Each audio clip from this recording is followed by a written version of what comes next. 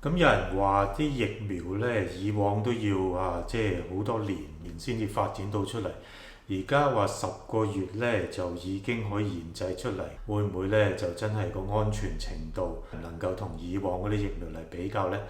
咁亦都有人話呢，就 FDA 呢 approve 輝瑞嘅疫苗嘅時候呢，有4個人呢就投反對票，咁即係證明呢疫苗呢個安全性有專家呢都有唔認同喎。咁究竟真相係點樣樣呢？嗱，第一樣嘢咧，我講咗投票先啦。咁投票嘅時候咧，FDA 裏面咧有17票贊成、4票反對、1票棄權嘅。4個反對嘅人當中咧，揾到2個人出嚟咧，後尾訪問翻佢咧，咁佢就話反對嘅原因咧，其實就唔係疫苗本身個安全性啊、有效嗰個程度有問題，而係咧嗰個決議咧就係話疫苗咧可以咧用喺16歲以上嘅人身上。咁佢哋呢2個專家咧就覺得係即係 so far 咧輝瑞做嘅疫苗研究裡面包括即係16至18歲之間呢個年紀咧嘅人數唔係太多嘅啫。咁而呢個年紀嘅人咧，亦都唔係啲高危嘅族群啦。就算染咗 Covid 都唔係話好危險。咁所以佢哋希望咧就一係咧就將嗰個指引提高到18歲以上，咁佢哋又放心可以投贊成票啦。咁或者咧佢就希望咧有關方面咧再等耐少少，等多一啲嘅16至18歲嘅人咧就參與呢個研究，證明到佢安全嘅話，佢哋先至贊成咁嘅意思咯。咁所以咧就佢哋投反對票咧係有咁嘅原因，就唔係話個疫苗本身嗰個佢哋對嗰個安全數據啊，或者嗰個有效嘅程度有疑問嘅。咁第二樣嘢咧就話疫苗會唔會真係太過快啦？即係冇可能咁快嘅咁樣樣。第一方面咧要了解到咧，其實平時啲疫苗咁慢咧，另外一個好重要嘅因素咧係錢嘅問題。即係好多時咧以往嘅疫苗發展咧，佢可能做咗第一階段，咁喺度等，跟住咧就再第2階段，再等，再第3階段。個原因咧係因為製藥廠咧唔知道嗰啲疫苗咧會唔會成功，咁因為都有一定嘅機會會失敗噶嘛，咁變咗就會蝕錢啊嘛，藥廠要考慮呢樣嘢，咁所以咧佢通常咧就見步行步咁啊，再決定咁樣，咁個過程就會慢咗啦。咁所以咧而家美國呢個 Operation Warp Speed 咧就係我唔計錢啦，總之我就揼錢不計成本咁樣，希望咧好短時間之內有疫苗可以研製到出嚟。咁第二方面咧就係話佢係用一個全新嘅平台嘅技術咧，即係用呢啲咁嘅mRNA 啊去做呢啲咁嘅疫苗出嚟。咁呢個係全新嘅方法嚟嘅，即係同以前啲方法即係要用雞蛋種出嚟啊，咁咧就當然會快好多好多嘅。咁雖則話呢個係新科技啦，咁但係咧其實呢方面嘅研究咧，起碼都研究咗10年以上㗎啦。咁所以咧，大家就唔能夠話單單因為呢個疫苗咁快出咗嚟咧，就話佢係唔安全啊。咁其實咧，佢已經經過所有應該以前疫苗都經過嘅審批程序嘅。同埋你話會唔會太短時間嘅安全數據唔足夠咧？嗱，其實咧mRNA 嘅疫苗咧，主要譬如 Pfizer 啊、Moderna 嗰啲咧，已經有儲咗咧，就即係打咗針2個月之後嘅安全數據嘅。咁其實咧可以講俾大家知咧，即係以前嘅疫苗咧，如果佢出問題嘅話咧，通常都係打完針之後頭嗰2個月之後咧就會發生㗎啦。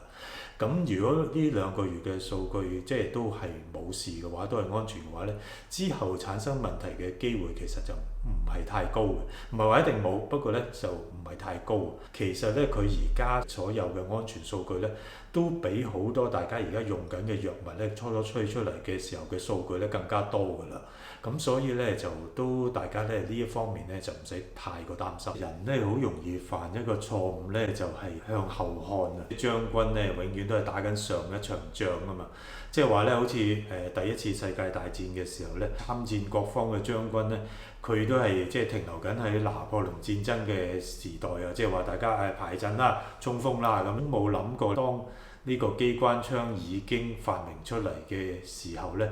咁樣打法咧就其實係送死嘅。咁所以咧就後尾就形成第一次世界大戰，就要成個歐洲喺度作晒啲戰壕喺度，大家匿埋喺度咁解，拖咗咁耐咁嘅意思啫嘛。即係話咧，科技係會進步，時代都會進步。咁當然大家第一下好似好難接受，哇！啲疫苗咁短時間推出嚟啦。咁但係咧就以而家睇嘅做法嚟講咧，咁其實都係適當嘅安全措施已經做咗㗎啦。咁同埋科技嘅進步咧，令到疫苗可以咁快發展出嚟。咁好多人問我咧，就究竟呢個新嘅疫苗啊，佢嗰個保護能力有幾耐咧？嗱，呢樣嘢咧就真係就好難答到你喎，因為疫苗咧研究都係進行咗唔夠1年嘅時間，即係等於你而家問我，喂 iPhone 20好唔好用？咁未出，咁點知好唔好用咧？係咪？即係一樣道理啫嘛。咁不過咧就我哋知道嘅咧，根據以往經驗咧，凡親病毒感染嘅病咧，即係開始你接觸到病毒，到啲病毒咧喺你身體嗰度周圍即係破壞你嘅身體啊，開始你有病徵發病之間嗰個潛伏期咧，如果潛伏期越短的話咧，咁個身體個免疫系統嗰個反應時間唔夠耐嘅話咧，咁佢形成嘅保護嘅時間咧，可能就唔係咁長嘅。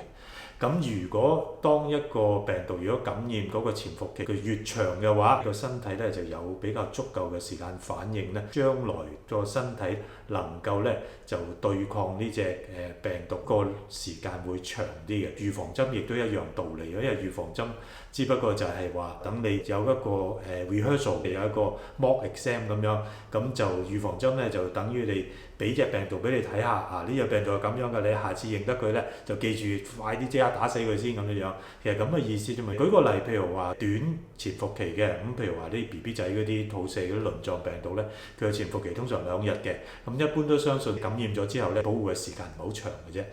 咁而另一個極端咧就係麻疹啦。麻疹咧個潛伏期好長嘅，一般都係10至14日咁樣樣。咁麻疹咧，無論你係天然感染又好，你係打針又好，之後個身體個長期嗰個免疫反應、長期嗰個保護能力咧係好長嘅。咁就有啲人覺得，譬如話細路仔打咗2針嘅麻疹疫苗咧，可以一生人免疫嘅添。冠狀病毒咧，佢呢個潛伏期平均數可能譬如6日到，咁6日咧就唔算太長，但係亦都唔算短喎。咁所以我哋有理由相信咧，身體係有足夠嘅時間咧，係對佢產生一個完整嘅免疫反應，而令到佢咧有一個比較長嘅時間咧，都仍然可以保護到我哋嘅。咁我哋相信疫苗應該可以保護我哋一段時間。咁當然咧，數據係點樣我哋唔知道，要啲時間。不過咧呢一方面咧，其實咧大家唔使太悲觀。咁有啲人咧聽到話啲 Pfizer 或者冇人聽打嗰啲叫 mRNA 打埋呢啲咁嘅人造嘅嘢、化學嘢入身體嗰度有乜好啊？梗係天然嘅嘢比較好啲啦。咁樣嘅講法咧就一半啱一半錯。mRNA 咧其實咧喺我哋身體嘅細胞裏面咧，每時每刻都喺度不斷製造出嚟嘅。咁因為 mRNA 咧就係我哋細胞裏面，佢譬如話想要做某啲嘢，譬如佢想要做某種蛋白質出嚟、某種荷爾蒙出嚟咁樣，咁佢咧就靠細胞核裏面啲DNA 做一啲 mRNA 出嚟，帶住指令嘅分子咧，咁到細胞裏面咧就再做一啲蛋白質出嚟咧，去達到佢嘅目的咁樣嘅。咁所以 mRNA 咧係佢身體本身有嘅嘢嚟嘅。不過咧就今次喺疫苗裏面嘅 mRNA 咧就唔係身體天然產生嘅。我哋咧喺實驗室裏面咧特登咧就為呢個新冠狀病毒咧就度身訂造整出嚟嘅。咁佢呢個咁嘅 mRNA 分子咧，佢帶住一個唯一一個指令咧，就係幫我做 S 蛋白出嚟，幫我做個 spike protein 出嚟咁樣樣，咁就從而咧刺激我哋身體嘅免疫系統咧，令到個身體咧有嗰個免疫反應，可以將來保護我哋。我覺得大家亦都唔好對一啲科技嘅製造出嚟嘅物質啊、藥物啊，佢太多嘅成見。2000年前羅馬人咁佢哋用嘅多數都係天然嘅嘢啦，咁比我哋今日少好多人造嘅嘢啦。咁佢哋嘅人平均壽命都係50歲到嘅啫嘛。咁今時今日隨住科技進步，啲醫藥啊、疫苗嘅發展咧，咁我哋嘅壽命咧好多時都可以去到譬如70-80歲，唔能夠一味咧就話呢啲唔係天然嘅嘢咧就唔好。好嘅。有啲人咧就會覺得打疫苗咧就即係打啲菌落個身體嗰度啦，咁就打咗之後咧你就唔單止唔可以預防病，反而咧可能會感染新冠肺炎嘅添咁樣。嗱，呢樣嘢咧可以講俾大家知咧，就一定唔會發生㗎啦。傳統上咧就疫苗，譬如好似流感疫苗咁計啦，咁佢咧可以有兩種嘅，咁一種咧我哋叫做 live attenuated， 即係叫做減活咁樣，咁另外一種咧叫做 inactivated， 即係話叫做滅活咁樣中文。咁嗱，兩種有咩分別咧？減活嘅疫苗咧，咁就即係本身咧係真係有嗰個病毒喺度咁樣嘅。咁不過呢個病毒咧就我哋用一啲方法咧，令到佢咧就即係引起疾病嘅能力咧就減低好多嘅，即係令佢弱雞好多咁樣嘅。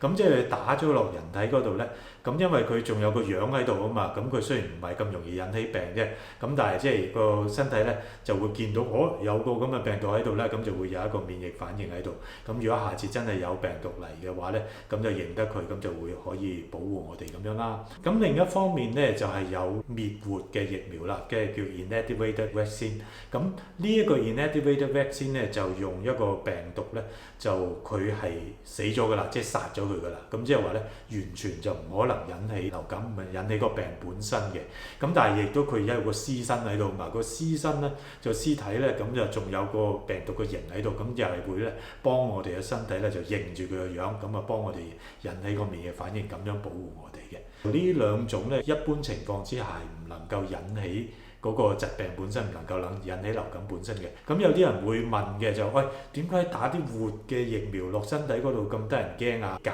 活嘅疫苗，即係話佢弱雞咗嘅疫苗，但係都仲係未死得晒嘅嗰種咧。咁即係呢啲減活嘅疫苗咧，一般嚟講咧，佢引起嗰個免疫反應咧係比較長久啲同埋好啲嘅。即係比起一啲滅活嘅疫苗，即係話完全個病毒死晒嗰種咧，嗰個反應係好一啲嘅咁樣樣。咁所以咧，有啲時候會打 live attenuated， 即係嗰種減活嘅疫苗嘅。咁譬如話噴鼻嗰啲流感疫苗咧，咁就係一啲減活嘅疫苗嚟嘅。咁就而滅活疫苗咧，就係打針嗰啲流感疫苗咧，就係一啲滅活嘅疫苗嚟嘅。咁但係兩種咧，就即係引起疾病嘅機會都相當之低嘅。另一方面咧，就以新嘅疫苗嚟計啦，新嘅疫苗咧就用 mRNA， 就係話係細胞裡面咧傳遞信息嘅分子嚟嘅啫。呢隻咁嘅 mRNA 佢嘅指令咧就係要我哋嘅細胞咧做 S 蛋白，即係話冠狀病毒表面嗰啲一支支嗰啲咁嘅嘢出嚟，淨係嗰樣嘢就冇做成個病毒出嚟嘅。咁所以咧就算新嘅疫苗咧係唔可能引起新冠狀病毒肺炎嘅。譬如如果有個人攞住把刀咁嚟打劫你，咁你就驚啦。咁但係你會唔會見到把刀就驚啦？即係話一樣道理啫嘛。你見到成個病毒你就驚啦。咁你淨係見到 S protein 你驚佢乜嘢？另外一個問題咧，就好多人覺得咧呢啲咁嘅基因技術疫苗，即係話呢個 Pfizer 又好 Moderna 又好，哇呢啲咧就會改變我哋嘅 DNA， 咁引起好多病啊咁樣。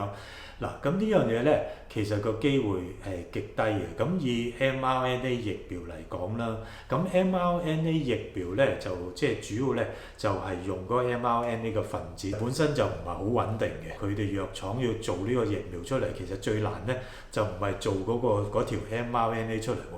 佢最難一樣嘢咧，就係要整一個殼去保護住佢，等佢可以順利入到人體裏面。我哋身體有好多酵素咧，如果就咁一條 mRNA 入嚟咧，就會將佢即刻消化咗嘅。咁就要做一個殼咧，保護住佢，將佢送入人體細胞裏面先得嘅。送咗入去之後咧，佢主要係停留喺細胞嘅細胞質裏面啫，即係話咧，佢喺細胞嘅外邊嗰層就入唔到咧細胞核。細胞核咧就係我哋 DNA 我哋嗰個基因所在嘅地方，佢係入唔到去嘅。其實咧，要 mRNA 走入細胞核裏面，即係話我哋 DNA 所在嘅地方咧，其實係有可能嘅。咁但係非常之唔容易嘅。咁喺實驗室裏面咧，因為有啲實驗要係將mRNA 咧就即係放入去嗰個細胞核裡面嘅。個過程咧需要好複雜，需要一啲電擊嘅方法咧，就有啲 electric pulse 咧，令到嗰個細胞核咧就嗰個殼咧就暫時咧出現啲窿，等佢可以入去，跟住咧啲電一過咗，佢就即刻合翻埋㗎啦咁樣樣。咁所以個過程係好難嘅，即係等於乜嘢嘢咧？即係等於好似一個外星人有架太空船嚟，咁佢要飛到嚟地球，咁要第一重咧，佢要經過大氣層咧，佢就要有個好強嘅保護膜，因為大氣層經過嘅時候溫度好高㗎嘛，可能會燒溶你個太空船㗎嘛。咁當你個太空船入咗嚟之後咧，咁其實已經好難啦。咁你話要佢呢個太空船咧，就入咗地球之後，經過大氣層，再要深入地心裡面10公里咁樣樣。咁你話有個難度咪更加難咯？咁其實一樣啦，即係 mRNA 咧，其實要進入到細胞質，即係話好似個煎蛋咁樣蛋白嗰部分咧，已經好難啦。跟住你仲要佢入到蛋黃嗰部分，即係細胞核裡面咧，咁啊更加難上加難。其實咧，真係能夠入到細胞核影響我哋 DNA 咧，個機會幾乎係冇嘅。咁所以大家唔使擔心呢樣嘢。咁好最尾咧，我都講兩句啦，即係究竟我自己對疫苗嗰個睇法係點樣樣？嗱，其實咧就我都係有擔心嘅地方嘅。咁第一咧 Pfizer 嗰個研究咧，佢裡面咧嗰個 placebo 組啊，安慰劑組，即係冇打到疫苗嗰組咧，佢哋感染新冠狀病毒嗰個機會率咧，就似乎咧係比一般冇做研究嗰啲人，一般人咧個感染個機率係低咗嘅。我哋擔心有一種叫 volunteer bias， 因為咧就參加疫苗測試嘅志願者咧，好多時咧你都係一啲比較注重健康嘅人啦，咁亦都唔少係醫護人員嚟嘅。咁呢隻人本身咧就可能識得譬如戴口罩多啲啊，即係會做一啲預防措施會做得足啲，咁所以咧佢哋感染嘅機會本身就低咗咧。咁如果你做咗個研究出嚟咧，可能會影響個 overall 個結果嘅。第二樣嘢咧就係話，老實講咧，新嘅疫苗 mRNA 疫苗啊 AstraZeneca 嘅牛津疫苗也好，我哋係有唔知唔明白嘅嘢嘅咁樣，呢個必須要承認係咁樣，因為佢係全新嘅科技嚟嘅。咁會唔會有啲我哋估唔到嘅副作用，可能喺一段時間先產生咧？就其實係冇人講得實嘅。所以咧就有啲人會建議等下先啦咁樣。我覺得咧呢個決定咧就好個人啦，因為咧如果假如我身處喺美國或者歐洲啲疫情好嚴重嘅地方嘅話咧，咁我又睇到疫苗嘅數據，安全數據又好，咁疫苗亦都非常有效咧。咁我覺得就應該即刻打咗佢，因為咧呢個係即係權衡輕重咧，係咁樣係值得嘅。咁如果你喺一個好低發性嘅地區，譬如話疫情真係唔嚴重嘅，好少人發病嘅話咧，我覺得你譬如話，我觀望下先啦，睇下長遠啲會唔會有其他副作用產生先，咁其實都無可厚非咯。咁所以冇話咩啱定錯嘅。咁另一方面咧，就我都知道咧喺即係英國啊、加拿大啊或者美國咧，好多嘅網友咧可能已經自己打咗啦。咁如果你真係打咗嘅話咧，咁歡迎你咧喺留言嗰度咧就話講俾我哋知，咁就話俾我哋知你親身嘅經驗係點樣樣啦，副作用大唔大啊咁樣樣嗰啲。不過講起副作用咧，我都提一提，其實咧大家要知道咧，打咗疫苗咧，譬如發燒啊、周身骨痛啊、攰嗰啲咧，其實正正就代表我哋嘅免疫系統幫我哋做緊嘢，開始咧就幫我哋產生緊抗體嘅。咁所以咧唔能夠講嗰啲係副作用嚟嘅。咁即係有咧，其實唔係壞事咯。多謝大家嘅收睇，請你點讚、留言、訂閱，下次再見，拜拜。